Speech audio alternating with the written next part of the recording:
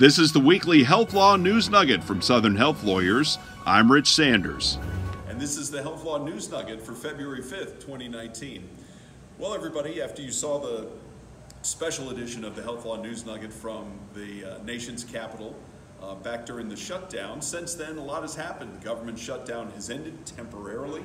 The federal government is back up and running, and in all respects, healthcare policy seems to be moving forward, and healthcare enforcement of federal laws is back to its usual pace. So we're back to business as usual on the News Nugget, with the exception, of course, of the fact that the shutdown may rear its ugly head again because of the temporary measures that the government used in its compromise between the executive and federal branches to resolve the shutdown a couple of weeks ago.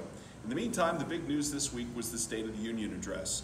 President Trump mentioned health care only really sporadically at times. Mentioned the opioid legislation, the Support Act from last fall, a couple of things about health insurance, but the big news was about prescription drug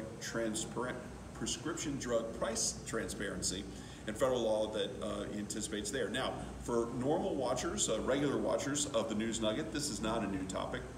The administration, at various points in 2018, adopted or proposed rules that related to prescription drug price transparency.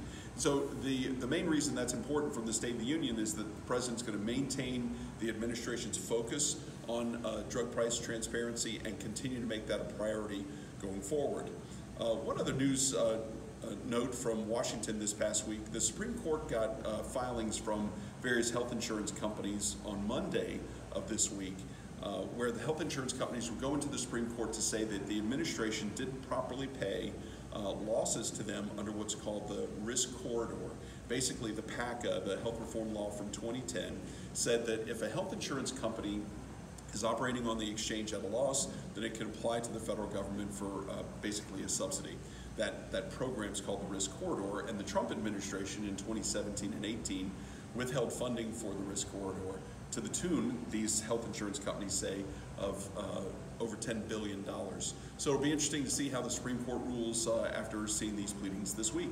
So back to another great week of busy healthcare law news and politics. I'm Rich Sanders with Southern Health Lawyers. Thanks for watching. We'll talk to you next week.